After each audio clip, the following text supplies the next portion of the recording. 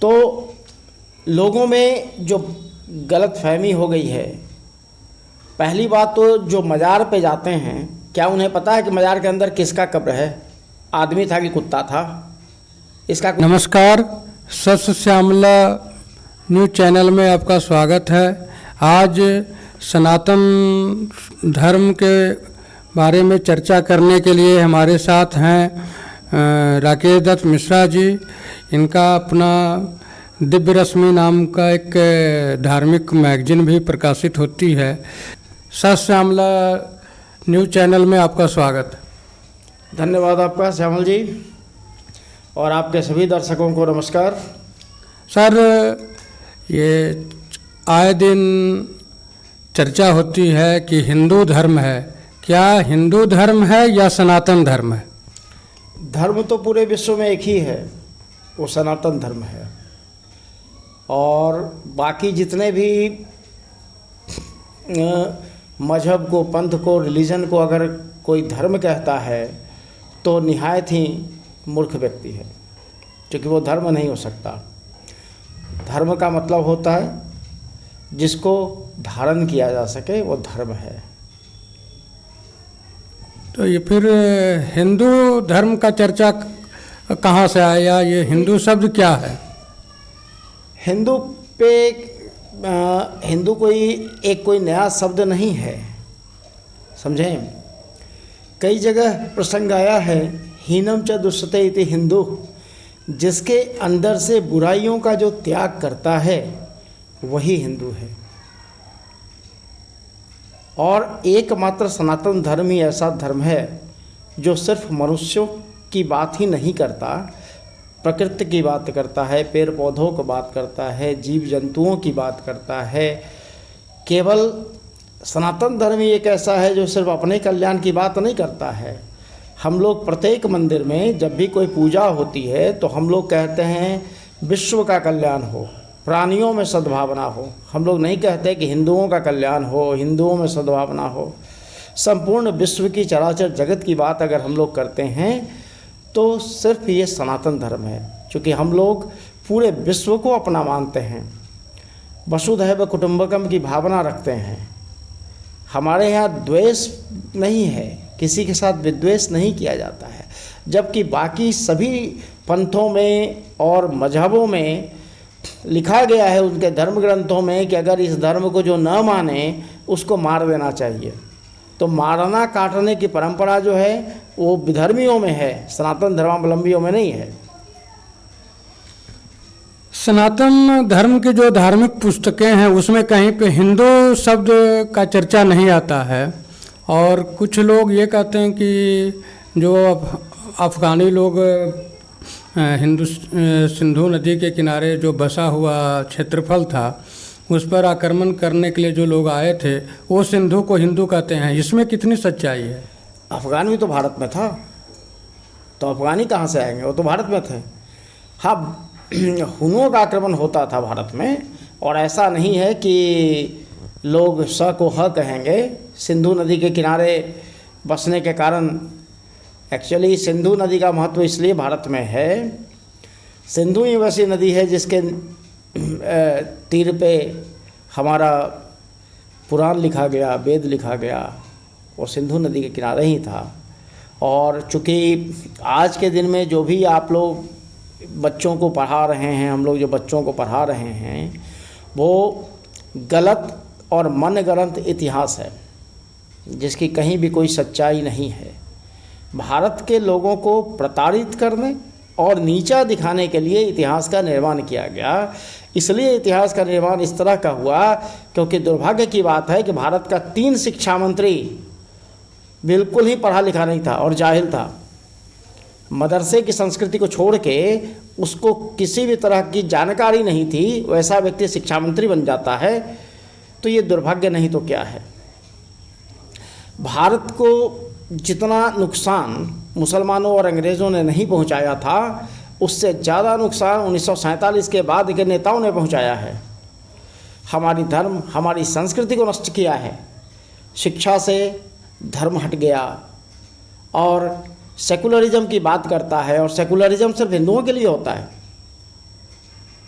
एक भी मुसलमान अपने को सेकुलर नहीं कहता, एक भी ईसाई अपने को सेकुलर नहीं करता, तो क्या सेकुलरिज्म का ठेका सिर्फ हिंदुओं ने ले रखा है? सर, सनातन संस्कार को, सनातन धर्म को मजबूत करने के लिए, आगे बढ़ाने के लिए देश में 4 प्रमुख शंकराचार्यों का पीठ है। आज शंकराचार्य पीठों का क्या कार्य चल रहे हैं? देखिए, सबसे बड़ी बात है कि शंकराचार्य जी किसके लिए हैं? सनातन धर्मावलंबियों के लिए। लेकिन पहले सनातन वाले अपने आप को सनातनी माने तो उन पे आस्था तो रखे। शंकराचार्य जी का रोज़ अवहेलना लोग करते हैं, उनके बताए हुए रास्ते पर नहीं चलते हैं। भारत में हिंदुओं का पतन तब से प्रारंभ हो गया जब उनका शिखा और तिलक विहीन हो गया। सर, हिंदुओं के जो 16 संस्कार बनाए गए थे उनमें शायद ही कोई लोग संस्कारों का पालन करता है, तो कैसे कह दें कि हिंदू हैं? सर, ये सनातन संस्कार का वह जो 16 संस्कार है, कौन कौन सा हैं? देखिए, 16 संस्कारों पर मैंने तो लगातार अपने पुस्तकों में भी, हमारे यहाँ संस्कारों की जो बात करेंगे तो जन्म से लेकर मृत्यु तक सब के सब संस्कार हैं। जन्म लिया तब से संस्कार जो शुरू हुआ, वहाँ से चलिएगा तो अन्नप्राशन संस्कार है, कर्णवेधन संस्कार है, यज्ञोपवीत संस्कार है। उसके बाद आइएगा वैवाहिक संस्कार है, विवाह में ही 2-4 संस्कार हो जाते हैं। फिर आपका अंतिम अंत्येष्टि भी संस्कार है। हमारे यहाँ विवाह एक संस्कार होता है और बाकी जगह पे कॉन्ट्रैक्ट होता है। ये फ़र्क है हम लोगों के संस्कारों में, क्योंकि सभी चीज़ों का विवाह संस्कार हुआ, विवाह के बाद गर्भाधान संस्कार होगा। ये सब इस प्रकार के संस्कार हैं। बच्चे का जन्म हुआ तो भी संस्कार में होता है। बच्चा जब 6 महीने का हो गया तो अन्नप्राशन संस्कार हो, 6 दिन का हो गया तो छठी संस्कार हो गया। उसके बाद अन्नप्राशन संस्कार हो गया। अन्नप्राशन के बाद विद्या आरंभ संस्कार है। विद्या जब आरंभ होगा तो विद्या आरंभ संस्कार है। उसके बाद फिर बच्चे पढ़ने जाएंगे और अंत में जाकर वृद्धाश्रम में के बाद अंत्येष्टि संस्कार है। इतने संस्कार हैं अपने पास। सनातन धर्मावलंबी कुछ खास अवसर पर कुछ खास वृक्षों की भी पूजा करते हैं। धर्म के आधार पर इन वृक्षों का क्या महत्व है? वृक्ष जो है, अगर वृक्ष नहीं होगा तो मनुष्य नहीं रहेगा। मनुष्य प्रकृति के ऊपर निर्भर करता है। अगर प्रकृति नहीं रहेगी तो मनुष्य का जीवन नहीं बचेगा, और जीवन को बचाना है तो आपको वृक्ष को बचाना होगा, नदियों को बचाना होगा। इसलिए हम लोग नदियों की पूजा करते हैं, पहाड़ों की पूजा करते हैं, वृक्षों की पूजा करते हैं। सनातन धर्मावलंबियों के पास आज मनुस्मृति के बारे में जानकारी नहीं है, इस पर आप क्या कहेंगे? पहले तो समझना होगा कि मनुस्मृति है क्या। मनुस्मृति कोई धर्म ग्रंथ नहीं है। मनुस्मृति एक तरह से कोड ऑफ कंडक्ट है। मनुष्य व्यक्ति क्या क्या काम करेगा, उसमें क्या रूल होना चाहिए, ये कोड ऑफ कंडक्ट का काम करता है मनुस्मृति। मनुस्मृति लोग पढ़ते नहीं हैं। लोगों का दुर्भाग्य है कि न मनुस्मृति पढ़ता है, न रामायण पढ़ता है, न महाभारत पढ़ता है, और उस पर कमेंट करता है। पहले मनुस्मृति पढ़ो तो लोग कहेंगे कि मनुस्मृति जलाना चाहिए, और पढ़ोगे तब तो पता चलेगा कि मनुस्मृति जलाना चाहिए कि रखना चाहिए। तो पढ़ेगा लोग नहीं, और मनुस्मृति कमेंट करता है। मनुस्मृति में संस्कार है, हर वर्ण का क्या कर्तव्य होगा। अगर ब्राह्मण होगा तो उसका कर्तव्य क्या है, क्षत्रिय होगा उसका कर्तव्य क्या है, वैश्य है तो उसका कर्तव्य क्या है, शूद्र है तो उसका कर्तव्य क्या है। चारों का कर्तव्य लिखा गया है। ये मनुस्मृति है। मनुस्मृति के अनुसार जो शूद्र है वो ब्राह्मण बन सकता है, लेकिन वर्तमान संविधान के अनुसार शूद्र कितना भी ज्ञानी हो जाए वो ब्राह्मण नहीं बनेगा, और ब्राह्मण कितना भी चांडाल का कार्य करेगा वो शूद्र नहीं होगा। मनुस्मृति में 4 वर्णों का केवल वर्णन है। आज वर्तमान में सनातन धर्मावलंबियों में हजारों जातियां हो गई है, ये जातियां कहाँ से आई? देखिए, 4 वर्णों का कंसेप्ट मनुस्मृति में ही नहीं, भगवान श्री कृष्ण गीता में भी कहते हैं। गीता में भगवान ने स्वयं कहा है, चतुर्वर्ण्याम मया सिस्टम गुण कर्म विभागशः, 4 वर्णों की सृष्टि मैंने बनाई है। लेकिन उन्होंने जोड़ दिया गुण कर्म विभागशः, गुण कर्मों के आधार पे। और ये जो 4 वर्णों से 44,444 जातियां विभक्त हुई हैं, वो 1700 ईस्वी के बाद से हुआ है। ये मुसलमानों के काल में हुआ, क्योंकि उन्हें लगा कि ये 4 लोगों को अगर हम विभक्त कर दें, जातियां हिंदू धर्म में नहीं होती है, सनातन में कोई जाति नहीं था, और 4 वर्णों को 44,000 में कन्वर्ट कर दिया गया। जितने भी जातियों की बात आज कर रहे हैं वो कर्म के अनुसार था। जिसका जो कर्म था वो सारे के सारे शिल्पकार थे जो आज जातियों में विभक्त हो गए हैं।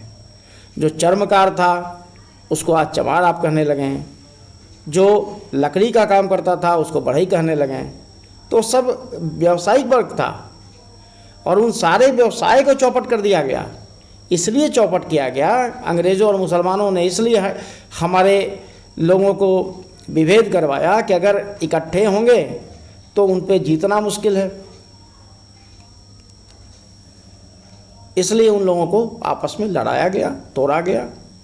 जबकि आप किसी भी सनातन धर्मावलंबी के पास जाइए, सबके आराध्य वही हैं, पूजा पद्धति वही है, संस्कार वही है, किसी में कोई भेद नहीं है।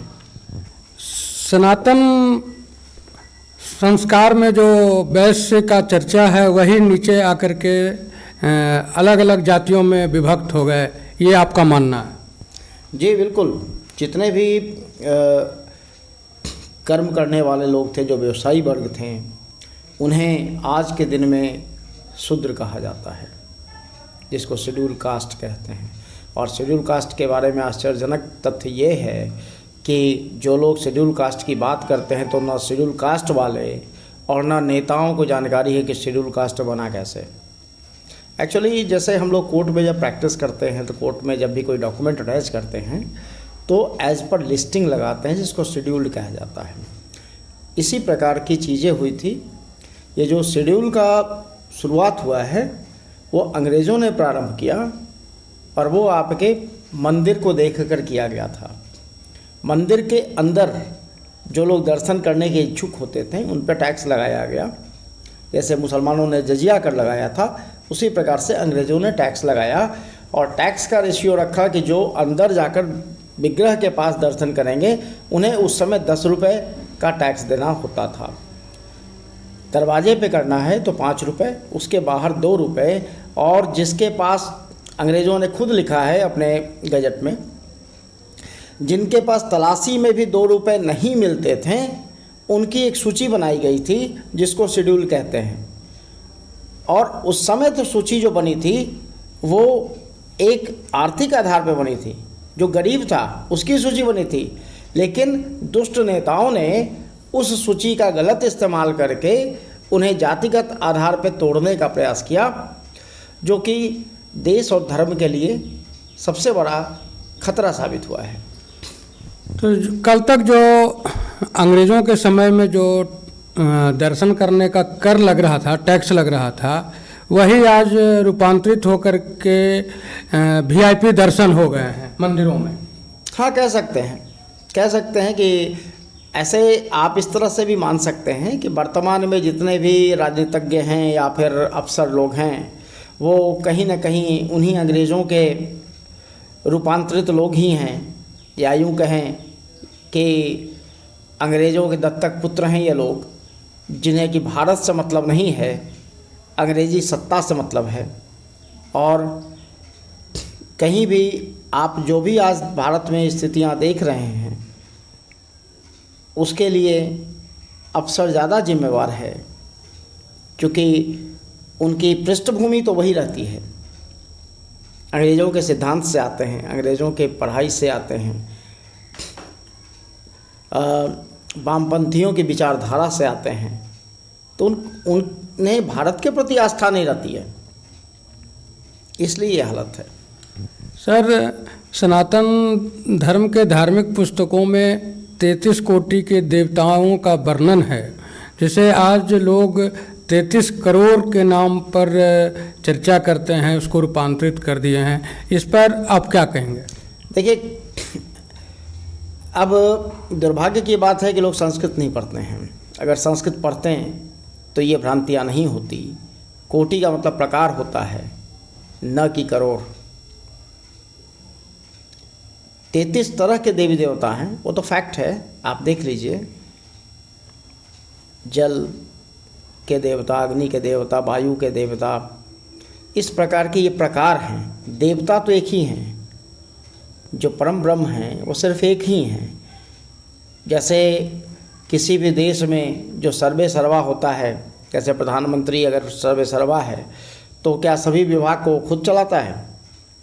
और अपने अंदर मंत्रियों की संख्या रखता है ना। उसी प्रकार से प्रकृति में भी देवताओं ने 11 विभाग बांटे हैं। ये 33 प्रकार के विभागों का चयन किया है और उन विभागों को देखरेख करने के लिए जो मंत्री अधिकृत हैं उन्हें देवता कहते हैं। एक आखिरी सवाल, आपके सनातनी संस्कार के जो लोग हैं, सनातनी धर्मावलंबी हैं, वो आजकल भटकाव कह करके या फिर कुछ जल्दी प्राप्त कर लेने के चक्कर में पीर और मज़ारों के तरफ बढ़ गए हैं। जितना अपने सनातनी मंदिरों में भीड़ नहीं है उतना पीर मज़ारों में भीड़ है। इस पर आप सनातनियों को क्या कहेंगे? देखिए, आपकी जैसी भावना होगी वैसा आपको प्राप्त होगा। अगर आप देवता की पूजा करेंगे तो देवता बनेंगे। अगर भूतों और पिशाचों की पूजा करेंगे तो आप भूत और पिशाच ही बनेंगे। आप देव तत्व को प्राप्त नहीं करेंगे। तो लोगों में जो गलतफहमी हो गई है, पहली बात तो जो मज़ार पे जाते हैं, क्या उन्हें पता है कि मज़ार के अंदर किसका कब्र है? आदमी था कि कुत्ता था? इसका कोई सबूत तो है नहीं। कई जगह है प्रमाण मिला है कि कुत्ता मर गया, गधा मर गया, तो उसको एक्चुअली मज़ार जो है वो लैंड जिहाद का बहुत बड़ा केंद्र है। ये ज़मीन को अतिक्रमण करने के लिए मज़ारें बनती हैं। जो कोई भी वैध नहीं है वो सब अवैध है। और कुछ मज़ारें ऐसी भी हैं जो मंदिरों को तोड़कर बनाई गई थी। प्राचीन काल में जो हिंदू जाते थे वहाँ, वो मज़ार पे मत्था टेकने नहीं जाते थे। वो अपना जो धर्म स्थल था उसको प्रणाम करने जाते थे। तो ये लोग समझता था कि मेरे मज़ार पे आता है। सर, आप अपना परिचय। मैं डॉक्टर राकेश दत्त मिश्रा, दिव्य रश्मि का संपादक और भारतीय जन क्रांति दल का राष्ट्रीय महासचिव। अभी आप सनातन धर्म के बारे में डॉक्टर राकेश दत्त मिश्रा जी से सुन रहे थे। आप सत्य श्यामला न्यूज़ चैनल को सब्सक्राइब करें, फॉलो करो। धन्यवाद।